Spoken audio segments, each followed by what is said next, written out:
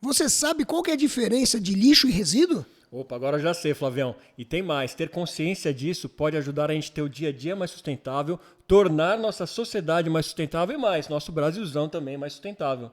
Vamos falar? Vamos embora. Depois da vinheta.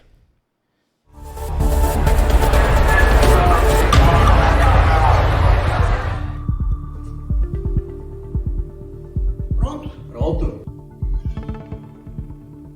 Sejam muito bem-vindos aqui a mais um episódio do podcast Pare Ponto. Sim, o lugar onde gente e meio ambiente se encontram. E aí, Flavião? Tudo em paz? Tudo em paz, tranquilo? Tranquilo. Pronto para mais um papo? Vamos embora. Então tá bom. Mas antes, se inscreva no nosso canal se você ainda não o fez.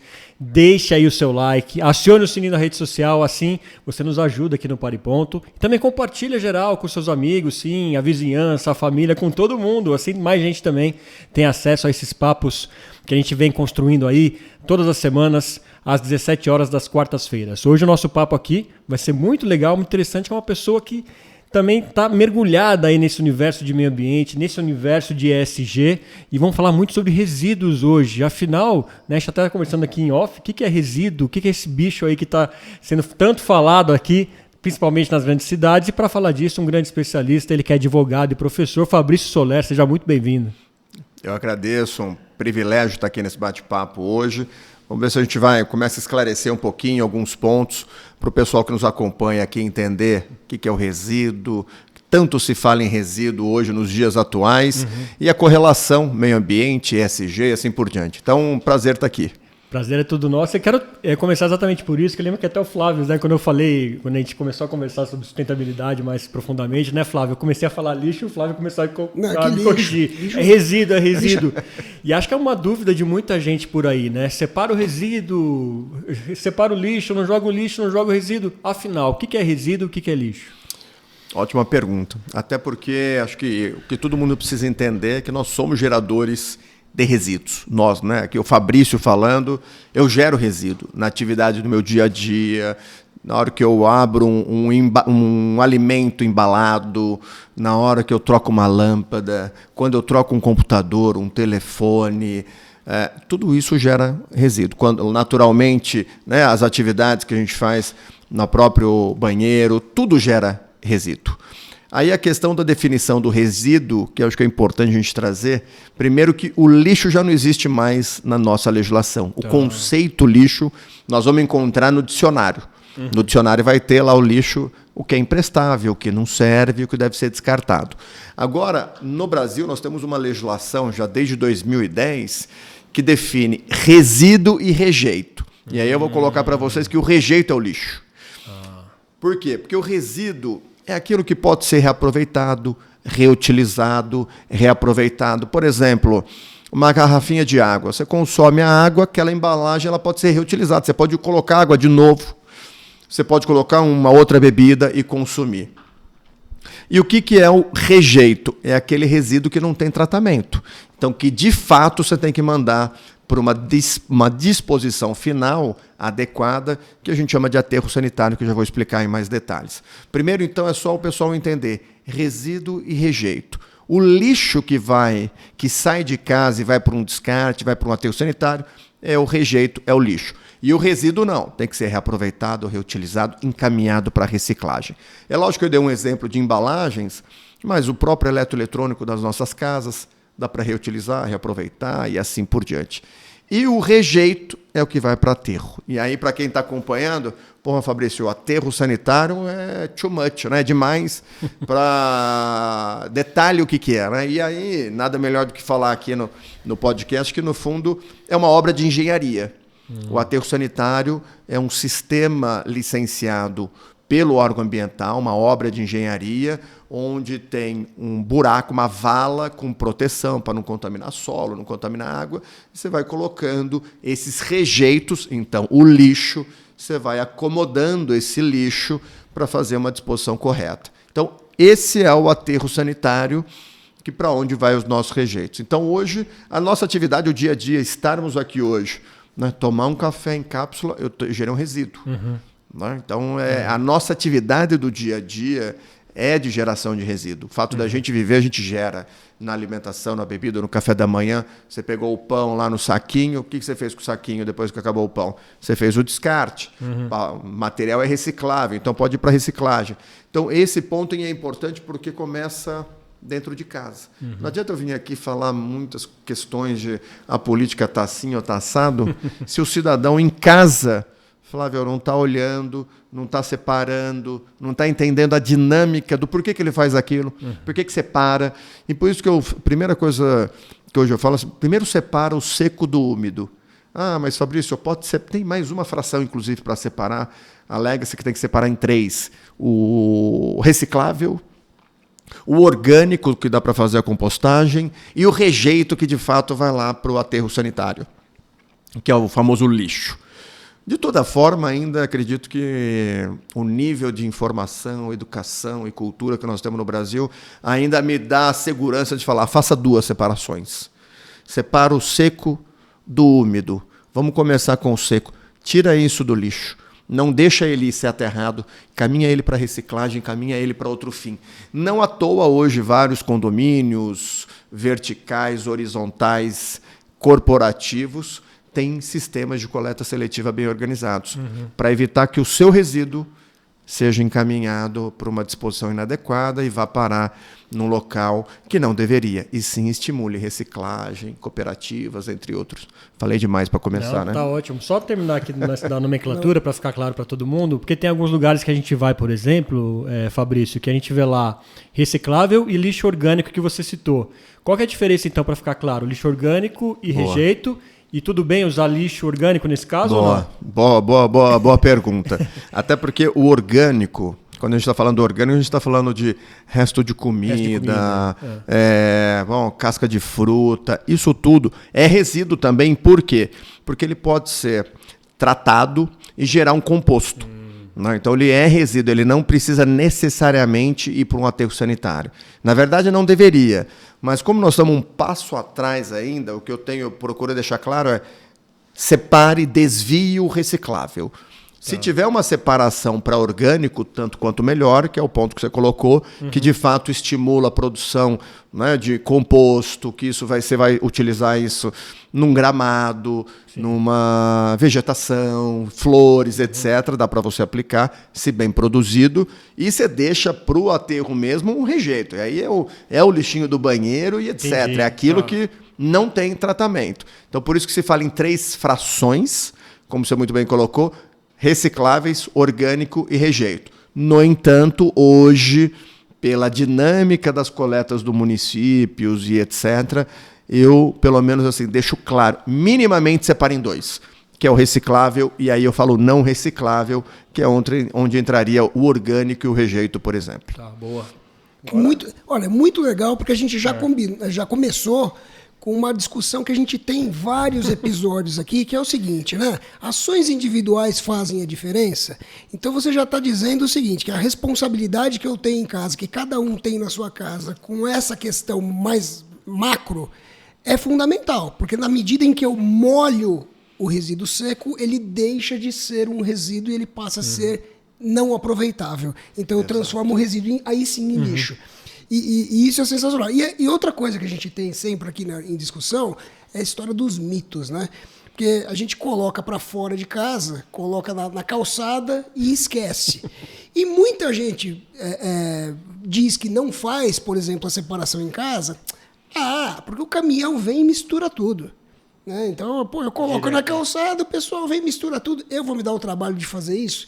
Então a pergunta que eu te faço é, hoje em dia continua sendo assim, Fabrício? O que acontece com o resíduo separado da minha casa quando eu coloco ele na calçada? Vamos lá, Flávio. Tem vários Brasis, essa é a verdade. O Brasil é de uma complexidade ímpar. Só para ter um exemplo aqui, o pessoal que acompanha aqui o podcast, no Brasil, territorialmente, cabem aproximadamente 92 países como Portugal.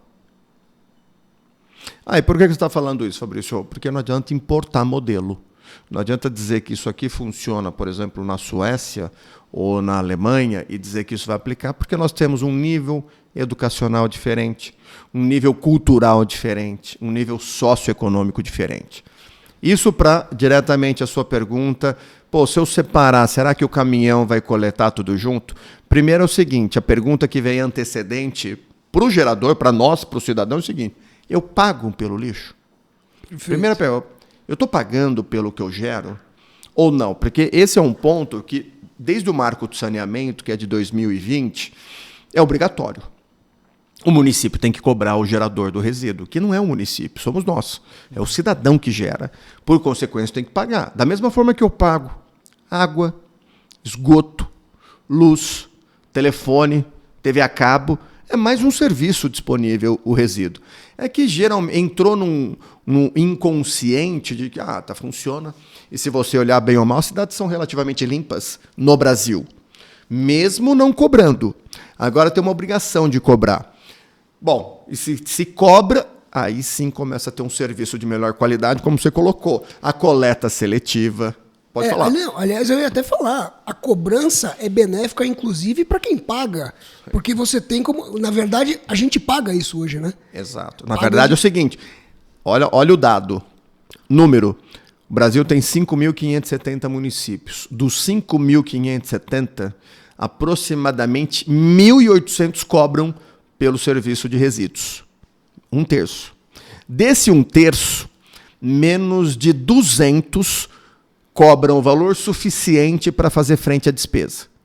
Ou seja, ele cobra para conseguir pagar o prestador de serviço. O que isso significa? Que o dinheiro da educação, da saúde, da infraestrutura, do turismo, da cultura, do lazer, dentre outros recursos, podem estar sendo encaminhados para cobrir um custo em que o município não cobra. Então, isso, para arredondar a sua pergunta, é o seguinte... são vários cenários. Eu entendo que a educação vai muito da porta para dentro. A partir do momento que você colocou à disposição o resíduo para coleta, lamentavelmente você enfrenta esse dilema. Certo. Será que de fato vai coletar mesmo? Será que vai passar o caminhão para coletar? Será que tem duas bocas o caminhão, um para colocar o reciclável, outro não? Então, assim, é um cenário mais difícil. Por isso que o primeiro ponto é trabalhar para dentro e o consumidor fazer a sua parte. No Brasil, nós falamos muito nós temos, inclusive, um código de defesa do consumidor. Sabe que pouco se aborda as obrigações, os deveres dos consumidores. Então, a partir do momento que eu consumo a água, que eu consumo um produto, eu tenho a obrigação de fazer a devolução de forma correta, que no caso é a embalagem, por exemplo. Só que nós estamos anos atrás. Por isso que, primeiro, para mim, é importante que os municípios cobrem, disponibilizem a infraestrutura e, nesse meio tempo, o consumidor esteja preparado para aderir. E não adianta, na minha opinião, também ficar... se o consumidor não recebeu o valor, se o consumidor... É obrigação.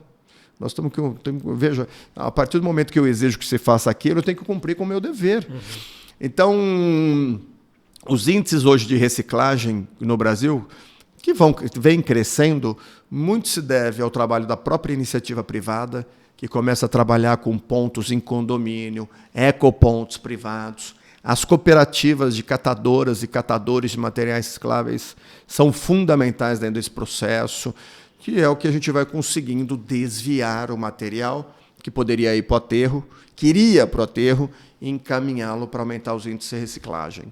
Estamos avançando. Não é ainda o mundo ideal, temos um grande percorrer ainda aí pela frente, mas estamos melhorando. Que bom. E você comentou um pouco aí, né, que a gente está melhorando. Tem números aí de quanto a gente já recicla hoje e quanto tem crescido nos últimos anos. E quem mais participa da reciclagem? Hoje está mais com as cooperativas ou as prefeituras também já têm contribuído? Em termos de números, é sempre um desafio pela base de dados do Brasil, que são uma base de dados... Né? É difícil... Arriscaria dizer que estaria em torno de 5% o índice de reciclagem, que é baixo. Baixíssimo, né? Mas era 2% até pouco tempo atrás, 3%. Então, alguns alegam que já passou de 6%, mas eu acredito que mais um ano a gente talvez tenha um número com um pouco mais de precisão. É base de dados. Agora do ponto de vista de expectativa, né, e aí existem os estudos das associações e por aí vai, até onde a gente consegue chegar, ou espera-se chegar. A gente fala em 5%, mas a gente não vai reciclar 100%. Né? Então... Eu vou dar um exemplo, porque na verdade é o seguinte, a gente está falando da reciclagem em geral. Certo. Né? Hoje, você tem uma obrigação que a lei impôs, que chama logística reversa. Perfeito. Que é uma obrigação imposta a fabricantes, importadores, distribuidores e comerciantes, e também para os consumidores. Obrigação essa que é de viabilizar o retorno do material, a coleta e a sua reciclagem. Que material, Fabrício? Vamos falar de embalagens, que é mais fácil. A embalagem de alimento, a embalagem da comida, a embalagem da bebida, do produto de limpeza, entre outros. Então, o setor privado tem que estruturar uma cadeia para viabilizar o retorno de um percentual do que ele coloca no mercado. Esse percentual, em 2023, é de 22%. Então, coloca no mercado, vamos imaginar, 100 toneladas de embalagens, o seu produto é comercializado em embalagem, a embalagem pesa 100 toneladas, ele tem que investir para recuperar 22%, 22 toneladas. Esse é um custo, né, para a atividade, isso é uma obrigação que tem que cumprir, olhando o território nacional, e isso tem crescido gradativamente. Hoje, nós temos aproximadamente um número aí que gira em torno de 1 milhão de toneladas de materiais recicláveis que é recuperado pelo setor empresarial. E aí, via cooperativa, apoiando cooperativa, estruturando as cooperativas, associações, pontos de entrega, mecanismos de gamification, entre outras formas de engajar o consumidor. Mas isso só na logística verde de embalagens e quem está fazendo. O grande desafio no Brasil é que tem muita gente que está obrigado a e não faz. Né? Esse é o desafio que é o que a gente chama de enforcement, né? Que é controle, fiscalização sobre todos os agentes. Mas é um processo, acho que nós estamos avançando, não é um mundo ideal, até porque, quando vou usar de novo o exemplo europeu, não é todo país europeu que tem, por exemplo, 5.570 municípios, como o Brasil, e desses 5.570, 2.500 aproximadamente ainda se valem de lixões. Contaminando o solo, contaminando água, comprometendo a saúde pública. Quer dizer, então, por isso que eu falo, mas o setor privado não poderia fazer mais? Sim, começa por nós. Você sabe, você paga pelo serviço? Se você não está pagando, deveria pagar. Segundo, aí eu começo, o poder público tem que executar um serviço de qualidade. Privado, o setor privado empresarial, com pressão, que é o que a gente, só para fechar esse raciocínio aqui, é um conceito que a Política Nacional de Resíduos Sólidos trouxe, que é de responsabilidade compartilhada pelo ciclo de vida do produto. Esse princípio, para mim, ele é incrível, porque ele não impõe uma obrigação, um ônus, apenas num agente da cadeia. Ele prevê que poder público, setor privado empresarial e sociedades consumidores, cada um vai cumprir a sua atribuição de forma encadeada, entendeu? De forma organizada, para que tenha menos resíduo, menos rejeito e que os produtos gerem menos impacto no meio ambiente. Então não é um empurra para lá, para cá, é cada um fazendo o seu. E acredito que com isso a gente consiga efetivamente avançar para esses índices que ainda são muito ruins. Deixa eu fazer um momento cultural. Opa. Aqui. Já que você citou o lixão e você tinha feito a explicação do que é um aterro sanitário, acho que cabe, né? Nós temos 2.500, quase 3.000 lixões, entre 2.500 e 3.000 lixões. Qual que é a diferença do aterro sanitário para o lixão? Que eu acho que isso é importante, porque todo mundo olha para um local de destinação e imagina aquele lugar com urubu, com gente trabalhando, catando resíduos. Que é o que mostra quando tem alguma matéria do tema no jornal, né? Exatamente. Não é a mesma coisa, né? Não é a mesma coisa. Não, perfeito. A pontuação aqui, acho que aqui vai de interesse público, mais do que nunca, que aterro sanitário não é lixão. Lixão é o que a gente vê na televisão, como você muito bem ponderou. É um buraco sem controle, um espaço que não tem balança, não tem entrada, não tem cercamento, não tem proteção do entorno. E aí você tem, por consequência, animais, você tem gente vivendo da catástrofe. Né? Não, uma situação assim é de cortar o coração. Faz um ano e meio por aí, um programa Repórter Investigação da Record fez uma matéria sobre os lixões no Brasil. Você fala, assim, parece coisa de 1900 e nada. E muito pelo contrário, era 2021. Então, mostrando o cenário de famílias, crianças naquele ambiente. Já o aterro sanitário, como você muito bem colocou, é obra de engenharia, licenciada, tem controle na entrada, tem balança, tem barreira vegetal no entorno para evitar o impacto visual, né? Tem sistema de tratamento, né, do líquido, do chorume, do que gera ali, da acomodação, gases, tratamento dos gases. É isso que o Brasil precisa. Agora, lamentavelmente, se nivela ou desnivela o debate, né, chamando aterro sanitário de lixão. Isso é vergonhoso. Isso é querer que o Brasil continue no atraso. Eu participei recentemente de uma audiência pública sobre de licenciamento de aterro sanitário.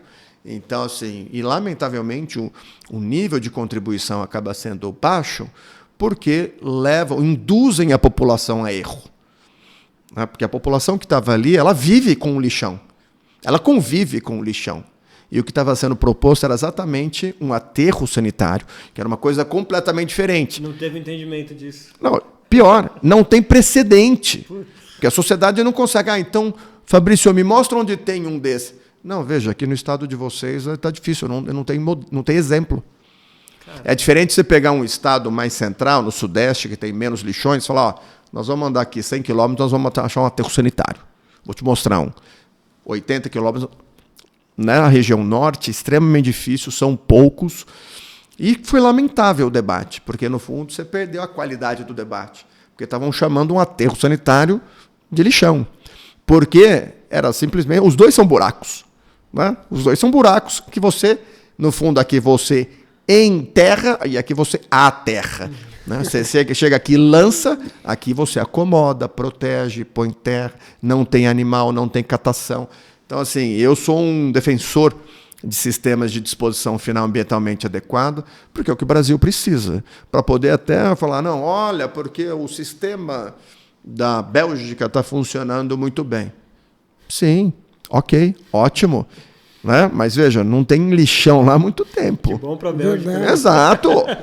Agora, experimenta deixar um resíduo sem coleta em qualquer país desse europeu. Alemanha, qualquer lugar, ameaça não fazer a separação, para você ver. É multa, é caneta, é penalidade. Aqui ainda o cidadão acha que está na conta do município, o que é um equívoco. E você sabe o que é incrível? Apesar de parecer alguma coisa mais cara, mais estruturada, isso aqui, o aterro em relação ao lixão, ele é muito mais inteligente.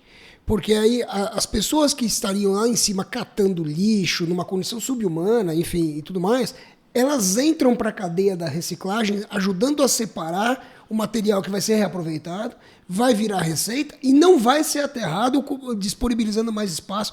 Enfim, é uma idiotice. Total. Não faz falou, sentido. essa estrutura vem antes. Não Né? faz Você está sentido. com o aterro sanitário, você põe uma estrutura, um galpão, você põe equipamento, você dá dignidade, o EPI, infra, não é a catação pela catação. Entendeu? Que isso é degradante. E, lamentavelmente, por isso que eu falei dessa matéria, porque é recente e é algo de... E aí entra um pouco, só amarrando um pouco até do que a gente já conversou, com a agenda ESG, né? Ambiental, social e governança. Sem dúvida alguma, temos muito por fazer no Brasil em várias frentes, mas o social, para mim, é onde a gente está um pouco mais distante, na minha percepção. Acho que no social, seja na questão de equidade, seja na questão de raça, e nessa situação socioeconômica, o Brasil tem muito para avançar.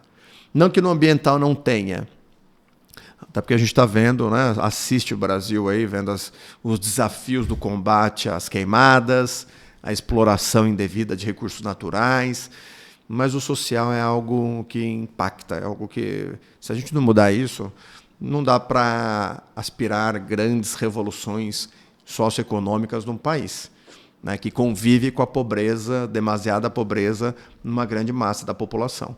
Então, é o que eu sempre falo, o S, particularmente para mim, é desafiador no país. E parte do S, como você comentou, são os catadores, né? E a gente tem falado muito aqui nos nossos episódios sobre isso. O pessoal entender como funciona. Eles trabalham por conta própria, tem alguma parte de investimento? Quanto vale cada lixo quando o cara vai fazer a reciclagem? Para o pessoal ter ideia mais ou menos, porque a gente vê que acho que ainda tem muito preconceito com a profissão de catador. O pessoal ainda olha torto para quem fica recolhendo, né, esses resíduos pela rua. Resíduos, falei, hein? Tá vendo? E por outro lado, a gente tem casos de pessoas que conseguiram fazer uma forma de sobrevivência, né? Profissão e tal. Como que você enxerga isso? Uma profissão não do futuro, mas presente, né? Agora já. São agentes ambientais, né? Os catadores e as catadoras são agentes ambientais, tem definição de trabalho e tudo mais, é bem regularizado, mas precisa de recursos, suporte, capacitação para valorização. Né? No sentido de... Eu vou dar um exemplo aqui. Tem um programa de logística reversa do setor de cosmético, perfumaria, produtos de limpeza, que chama Mãos para o Futuro. É um dos melhores programas de logística reversa do Brasil. Eles trabalham muito na estruturação da cooperativa. E aí eu estou falando, às vezes, até o básico, que significa reformar o galpão, piso, banheiro, transpaletedeira, big bag, EPI, um caminhão, para dar dignidade. Né, para aquela atividade profissional. Né? Exato. E é isso que precisa. E aí as cooperativas, elas podem ser remuneradas de várias formas. Né? Elas podem prestar o serviço de coleta seletiva, que foi um ponto que a gente conversou aqui. Ela pode ser contratada pelo município com dispensa de licitação. Elas podem prestar serviço para a iniciativa privada. Por exemplo, fazer o gerenciamento de grandes geradores, como prédios, condomínios. Dentro da logística reversa, elas estão sendo remuneradas também pelo setor privado empresarial. Então, assim, são formas de remuneração, mas sem dúvida alguma, se não tiver uma capacitação, dignificar a atividade das cooperativas, e aí leia-se, são cooperados ou são associados. A cooperativa não tem dono, então tem que ter uma distribuição equitativa dos valores que eles ganham para poder valorizar a atividade. Então, assim, tem toda uma dinâmica para permitir que eles possam auferir mais. Eu tive a oportunidade de acompanhar programas em que as cooperativas faziam uma distribuição mensal para cada um de em torno de R$500 mês, 400, 500 e 600. E depois que chegou a iniciativa privada, especialmente no âmbito desses sistemas de logística reversa, como Mãos para o Futuro, entre outros, como Recupera, entre tantos outros, vir a ser também... Esses programas, essas cooperadas, esses cooperados passaram a receber R$1.200, R$1.500, R$1.800. Tem cooperativa, inclusive, hoje que a retirada média é de R$2.500. Né? Só que, veja, ainda você tem um Brasil de cooperativas que precisam desse suporte, dessa orientação e dessa capacitação. Né? Não à toa, inclusive, hoje se discute a revisão dos regulamentos brasileiros que tratam desse tema para prestigiar e dar prioridade para as cooperativas. Mas aí eu faço um parênteses. Isso não acontece com as cooperativas sozinhas. Tem uma indústria organizada também que trabalha nesse setor. A iniciativa privada trabalha nesse setor. Tem N empresas que são do comércio atacadista de materiais recicláveis, bem organizadas, bem preparadas. Então, assim, você tem toda uma cadeia, desde a coleta, armazenamento, separação, triagem, para chegar esse material na reciclagem de fato. E na reciclagem você tem vários tipos de recicladores. Tem o do plástico A, o plástico B, o plástico C, papel, metal, aço. Mas os números só, assim, que giram em torno dessa cadeia são números impressionantes, que mostram, que reforçam o potencial. No Brasil, nós somos 210, 220 milhões de brasileiros consumindo. Está gerando muita coisa. Né? É muita coisa. A quantidade de resíduos de lixo gerado. Então, você fala assim, é recurso que está na mesa. É recurso que está sendo enterrado. Aliás, tem uma política de economia circular, que é um tema muito atual, né? Que é olhar a circularidade do material, do serviço e etc. E a gente fala lá, inclusive, nem em resíduo e rejeito que a gente conversou aqui. Falamos em recurso, já inclusive dando mais uma conotação ainda maior de valorização do material enquanto recurso né, que, por consequência, deve ser reintroduzido, deve ser valorizado e deve gerar novos negócios para frente. Né? Então, eu sou um entusiasta do tema. Não, baita mercado, pô. Não, nem entramos em economia circular, que já é um estágio mais avançado, que está acontecendo, e como você falou, né? A gente tem vários Brasis, então, em algumas pontas isso já está avançando, as empresas já estão trabalhando com o desenvolvimento de novos produtos, etc, etc, etc. Nem precisa dizer que o Fabrício é especialista no assunto, não sei se vocês conseguem ver, mas depois a gente disponibiliza gestão de resíduos sólidos, o que diz a lei. E eu queria aproveitar esse gancho. A gente está falando de resíduos, e num determinado momento parece que é até um assunto específico, mas como tudo em meio ambiente, em ESG, ele está conectado com outras coisas, né? Então, vou tentar fazer aqui uma ponte. Quando a gente fala, por exemplo, do que vai para o lixão, pode contaminar solo e água subterrânea. Quando eu falo de uma destinação inadequada, a gente vê vários rios, por exemplo, que tem sofá, que tem pneu, que tem um monte de coisa. E eu estou fazendo esse gancho para a gente entrar um pouquinho na história do marco do saneamento, né? Que também é uma questão sempre social. A gente tem ainda 100 milhões de pessoas sem acesso à água, enfim, a questão do esgoto. Vou deixar para você falar nessa questão. Como é que a gente está? Você escreveu um livro sobre a gestão dos resíduos, o que diz a lei. Eu já vi que você, em algum momento, já se disse fã da legislação ambiental brasileira, né? Como é que está? Aliás, me apropriando aqui de um conceito que a Gláucia Savin trouxe num dos episódios, né? Você conhece bem. Opa.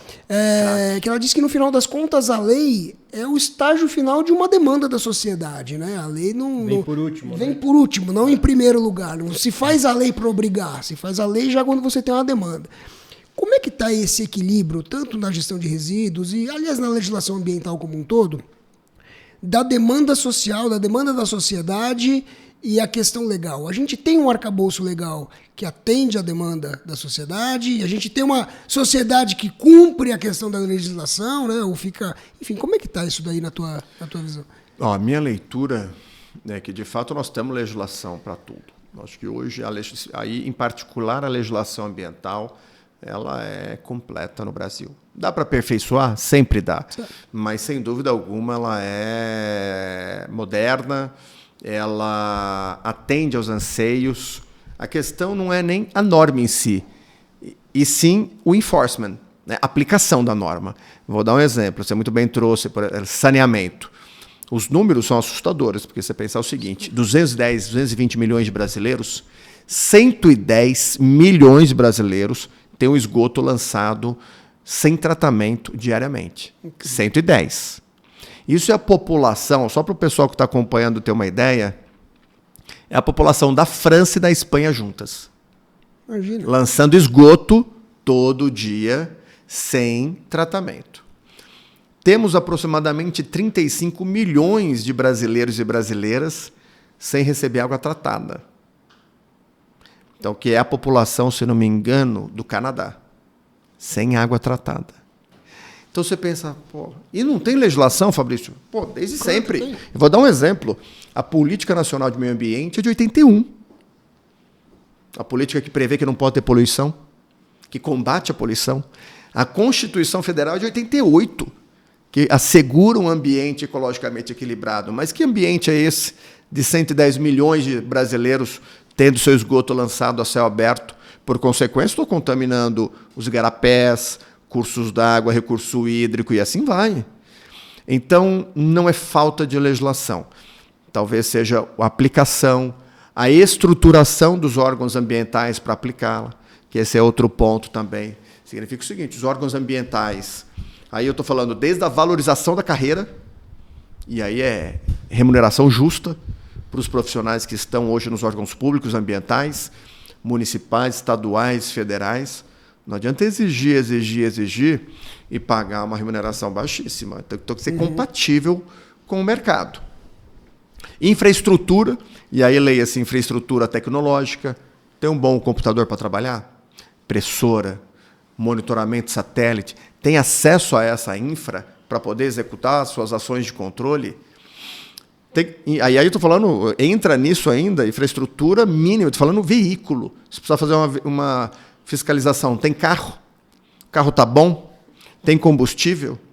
Então, tem todo um contexto, né, dentro da estrutura dos órgãos públicos que precisa valorizar, para poder falar, não, aplica-se a regra aqui, aplica-se a norma. Senão nós temos normas excelentes, um grupo profissionais ótimos dentro da infraestrutura da administração pública, mas que tem limitação no controle, na própria fiscalização, porque não tem recurso, não tem estrutura tecnológica, infra. Não faz muito tempo eu estive num órgão ambiental estadual, que, na verdade, uma parte do prédio estava ali simplesmente proibido de qualquer acesso, porque a Defesa Civil via risco de desabar, de rachar o prédio. Órgão ambiental estadual. Então, veja, entra no cenário dos Brasis e do olhar da valorização da agenda ambiental. Então, lamentavelmente, se você pegar a ordem de prioridade dentro de uma política pública ou dentro das políticas públicas, você talvez veja lá saúde, educação, transporte, tal, ambiental. E aí você não acha que o papel da empresa privada acaba sendo fundamental? Porque a gente já falou lá numa ponta do consumidor, falamos da questão do poder público, de oferecer essas... Bom, primeiro de cumprir as suas obrigações, né, legais, etc., mas também de oferecer soluções e alternativas para o mercado. O marco do saneamento trouxe essa possibilidade, né, de abrir para as empresas o tratamento de esgoto, o fornecimento de água e por aí vai. Esse é um caminho que tem se mostrado adequado, viável para a solução dos problemas? Não, no caso em particular da iniciativa privada e no marco de saneamento, para mim esse é o melhor exemplo. Lembrando que o marco de saneamento ele foi publicado, é uma lei de 2020, mas vem de duas medidas provisórias. Então, o tema foi exaustivamente debatido na Assembleia, na Câmara, debatido no Congresso, né, no Senado, para chegar na Lei 14.026 de 2020, que regulamenta o novo marco de saneamento. E sim, estimula as concessões, parcerias público-privadas, que é conceder o serviço para o privado por um determinado período de tempo, especialmente porque a meta de universalização do serviço é 2033, e depois de 30 anos, 25, 30, 35 anos, esse serviço retorna para o poder público. E aqui fica a diferença de concessão para privatização, para o pessoal que está acompanhando. Perfeito. Privatização é quando eu vendo uma estrutura do Estado, né, para o privado. Eu vendo, é seu. Isso aconteceu com a Vale no passado. Diferentemente de uma concessão, que eu pego um serviço público, como de água e esgoto, faço um processo licitatório, o vencedor explora aquele serviço por 25, 30 anos e depois retorna para a administração pública. Então, isso é importante porque, às vezes, tem uma confusão e se equiparam os dois institutos que são completamente diferentes. Então, sem dúvida alguma, o envolvimento do privado é importante. Por outro lado, na verdade, é o seguinte, é todo privado, né? Na verdade, empresas de pequeno, médio, grande porte serem estimuladas. E aí, um parênteses, o Brasil deveria ser a ordem do dia, inclusive na reforma tributária, medidas de estímulo e fomento. Significa o seguinte, se eu cumpro a legislação, ok, estou fazendo nada mais do que me é exigido. Mas se eu faço para além da legislação, eu deveria ter um tratamento diferenciado. Um exemplo simples, vamos de novo imaginando aqui a nossa garrafinha de água embalada. Bom, se eu uso, é que no caso da embalagem de água tem certas restrições, inclusive da Anvisa. Questão do vidro. Exato. Vamos pegar o vidro, que talvez seja mais fácil. No caso do vidro, se eu pego um produto com embalagem de vidro e eu aplico 30%, 40%, 50% de conteúdo reciclado, imaginando que a meta seja 20%, quer dizer, 20% eu estou cumprindo a legislação, eu estou fazendo mais 20%. Ao fazer mais 20%, isso é um outro custo. Eu sou tributado da mesma forma. Olha que absurdo, só para fechar o raciocínio. Há 2 anos atrás, o Mato Grosso do Sul, o estado do Mato Grosso do Sul enfrentava problema com vidro que acabava sendo enterrado e não ia para a cadeia da reciclagem.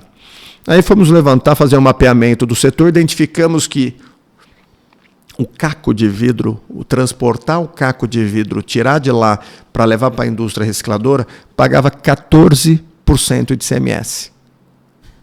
Como se fosse um produto virgem, puro.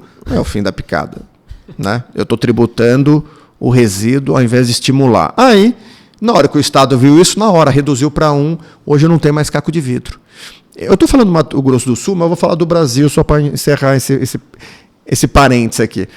Eu fui, há uns 5 anos atrás, eu estive nos Estados Unidos, levando os exemplos do Brasil, como é que estava esse tema, tal, a política e tal, né? E eu tive uma reunião com a National Solid Waste Association, que é a principal entidade de reciclagem e resíduos do país, americana. E no meio da conversa eu perguntei, veja, como é que funciona a tributação do resíduo aqui nos Estados Unidos? A pessoa olhou e falou, não, Fabrício, a gente não tributa. Mas como assim? Não, veja, você não está mandando para o aterro, você está desviando do aterro, você está encaminhando para a reciclagem, gerando uma nova economia, por consequência, empregos. Como é que vai tributar? Eu falei, veja, é tão óbvio que a gente não tem, que para eles não faz sentido nenhum.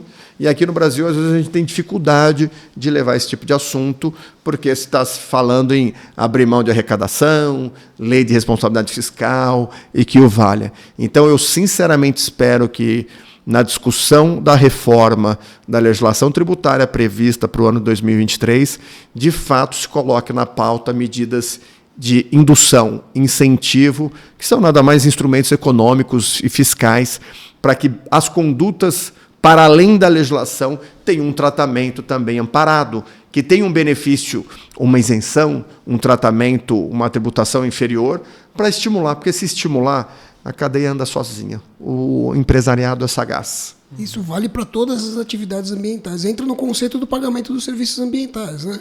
Que se eu preserva uma área vegetada, ou se eu revegeta uma área, enfim, por aí vai, eu tenho essas questões. Complementando isso, ainda é muito recente, né, a contribuição das empresas, sobretudo nessa parte de sustentabilidade, e ESG está pegando na moda agora, né? Seria o próximo passo, então, porque hoje a gente vê as ações muito voltadas para aquele universo que está a empresa, né? Então, o próximo passo de um ESG mais maduro seria a empresa contribuir para a sociedade como um todo, para o município, para o estado? Ou você acha que vai rolar, não rola aquele receio, puxa, não vamos me meter com esse negócio de política, não, por parte da empresa também. Conta pra gente como que funciona esses trâmites aí. Concordo, acho que tem um limiar deles se envolver com política pública. No entanto, a partir do momento, meu entendimento, que a empresa, por exemplo, trabalhando no S ou no E, tanto faz, adota aquelas ações e cria dentro da companhia o engajamento, a cultura, seja na raça, seja com ações ambientais, seja na questão social, aquilo me impregna. E cada funcionário leva isso para casa. Né? Então, isso automaticamente você vai ampliando o raio de alcance de impacto que a empresa proporciona, mesmo atuando limitado aos seus colaboradores. E isso vai irradiando. Isso eu estou falando pelo que eu vivencio, pelo que eu enxergo, pelas ações que eu vejo alguns clientes fazendo, e você vê assim, a satisfação e o orgulho que os colaboradores falam e levam isso para a vida. Né? Eu mesmo, na academia, que eu gosto muito hoje, né, de dar aula, estou muito envolvido com o tema, eu consigo enxergar isso nas pessoas, que eles fazem, e isso irradia, e ela faz, e ela viu que o funcionário fez, o outro fez. Então, é um movimento que automaticamente impacta na política pública. E entendo que a empresa ela tem que acompanhar, sem dúvida alguma, porque é uma questão de advocacy, de defesa de interesse, faz parte do processo democrático e transparente, mas não me envolveria tanto com a política pública pelas particularidades que nós temos no Brasil. Você pode ter legislação local, estadual e federal, às vezes tem muita confluência, muita divergência. Então, eu acredito que o privado se limite ao seu espaço. Você falou de concessão, você deu o exemplo, ficou muito clara a diferença, né? E você devolve você devolve para o poder público, daí os caras acabam com todo aquele projeto que você fez também, já pensou? Não, mas você sabe que... Estão discutindo, o próprio falam, porque o Chile está avaliando né, estatizar o sistema de saneamento e esgoto, se eu não me engano. Não sei se é o Chile ou é outro país. Mas depois que o índice está lá em cima de eficiência. Mas nós não estamos nesse cenário. O cenário aqui é outro. O nosso cenário é muito mais desafiador. Nós falamos de água, esgoto, falamos de lixo, nem falamos de drenagem, que é outro item do saneamento que é pouco abordado. E vira e mexe, as grandes cidades estão aí, com falta de planejamento, as pessoas perdendo casa, perdendo vida, perdendo tudo, porque choveu demais, porque a água não tem para onde sair, porque não planeja. Então, assim, tenho para mim que é um processo de amadurecimento. Estamos no momento certo. Talvez a gente esteja no momento de começar a olhar com outras... Até com uma proposta mais regenerativa, né? De começar a rever alguns conceitos. É o que o ESG está trazendo no final das contas, né? É o papel da inclusão, é o papel, enfim... A crise climática está demandando muito isso no final das contas. Nem falamos de crédito de carbono aqui. Nossa. Enfim, né? De crise climática, de emissão de carbono, que envolve aterro, que envolve lixão, que envolve a questão de água e esgoto. Tudo no final das contas está conectado e é uma nova visão, né? Do ponto de vista do ESG mesmo, que a gente sabe, a questão ambiental, você citou a política de 1981, citou a própria Constituição Federal, não é uma questão recente falar de meio ambiente, não é isso. Mas o ESG trouxe uma outra roupagem, trouxe a governança para discussão, trouxe o capital, né? Trouxe o mercado financeiro para isso. No teu ponto de vista, isso tem contribuído para acelerar a discussão ou, de alguma forma, mudar essa perspectiva? Opa, peraí, a população está mais preocupada para onde vai o resíduo, para onde vai, enfim... De uma forma geral, isso tem... Sim, não, sem dúvida. Eu acredito que, não sei se tanto na sociedade, mas hoje o setor privado empresarial, eu componho, participo, sou conselheiro, eu membro de comitê de ESG. Então, você vê na prática assim, a preocupação da empresa, porque ela já entendeu que o recurso está condicionado. Cadê? Mas eu tenho ações. Sim. Você comunica? Estão acessíveis? Quais estão acessíveis? O que você faz? Então, e agora, ainda mais recentemente, que a própria BNT publicou práticas recomendadas sobre ESG, que é basicamente um manual bem interessante a propósito.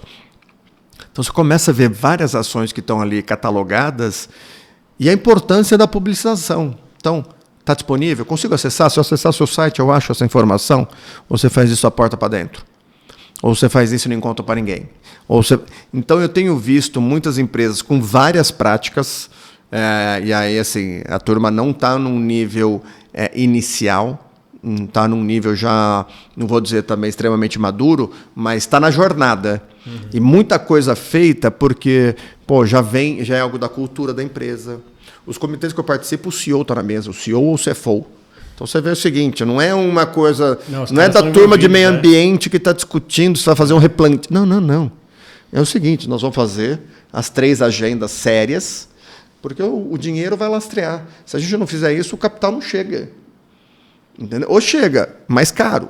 Então eu tenho alguns, assim, eu fico muito impressionado, porque a própria liderança não está esperando. Até porque, porque é novo. Não, veja, a gente já faz. Ambiental, já fizemos isso. No social, temos um braço social, já fizemos isso, aquilo, outro.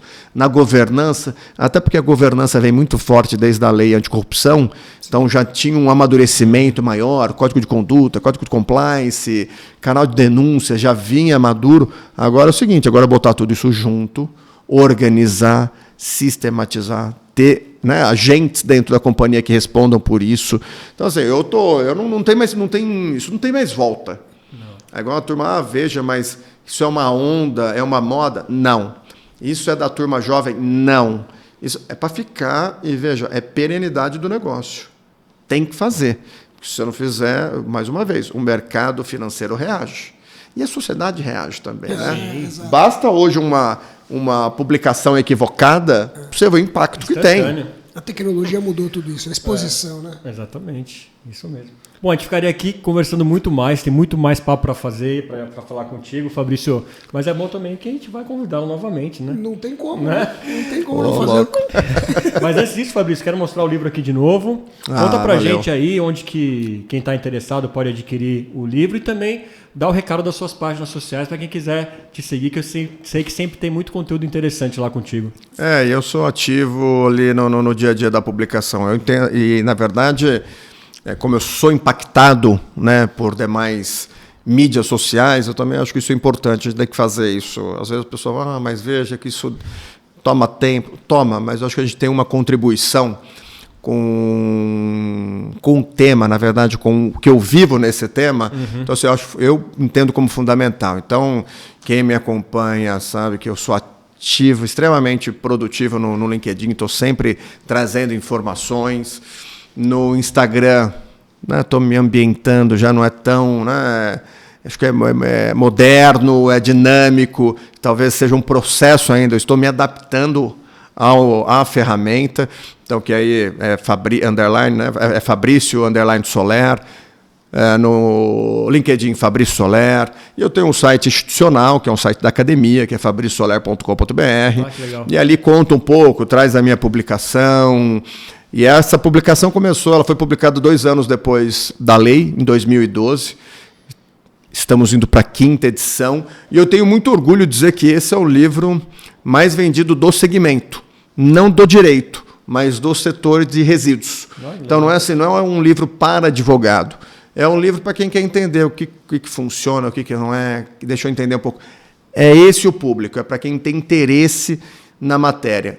Sobre questões jurídicas, vai encontrar mais coisas, mais produções minhas no próprio site, vai achar, mas essa é uma leitura que conhecimento geral, tá? Acho que está nessa página. Bom. Vai ajudar nos papos, inclusive, aqui do Pariponto. Próxima leitura.